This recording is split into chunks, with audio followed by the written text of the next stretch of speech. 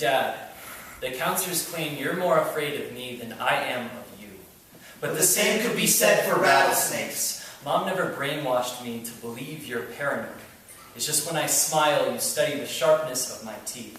Dear uncle, we tiptoe around your name at the dinner table the way strangers walk past signs reading, "Beware of dogs." No one asks if you will bite them, we just assume that you will. Every hand shakes paranoia. Hugs are forms of suffocation. You are every cautionary tale, every warning label written in fine print. Drinking may cause outbursts. Medications may have side effects. Keep out of reach of children. Mother kept you away from us and we never questioned why. I never heard bedtime stories. You were too busy reciting them to your suspicions. Mom's trying to get you fired. I am stealing your life savings. Rachel is lacing your food with pills. The neighbors hear you through baby monitors. Everything is a baby monitor. When you lost your mind, we lost your mind too.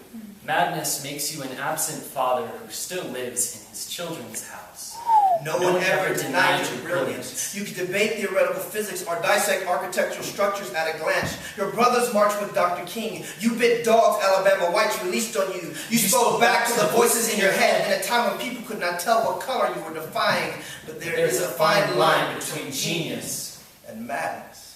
Conversations dissolved into the rainbow woman who wrote the Bible, the gorilla who replaced Jesus Christ. We all laughed about how your red pants told you to throw bricks through Macy's store windows. Your story was a rough draft in the footnotes of Black history. Because no one could read your writing. That 3 a.m. you sprinted into the woods with a rope revealed you weren't running towards your death. You were trying to give your illness a voice, articulating internal monologues that preached suicide as salvation, the noose, an external vocal cord. Bullet holes are just ways of giving the skull a second mouth. When you hear voices that command involuntary muscles, lungs breathe, heart beat, brain think, louder than conversations of strangers. You shouldn't question why you could never sleep. Why your fists were always clenched. Why sorrows curl at the end of every sentence. But we still question. I fear that we share the savage inheritance, an insane gene. Dear uncle, I have not yet heard these voices, but I am scared that I will. How many years do I have before your sickness becomes mine, or worse, my children?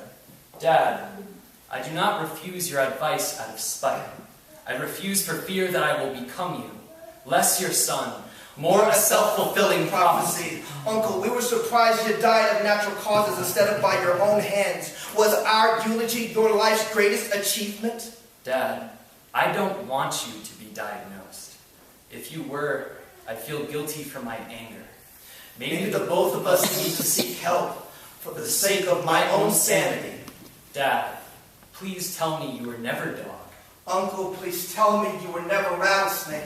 I wish I wasn't scared of you. I wish I didn't have to be.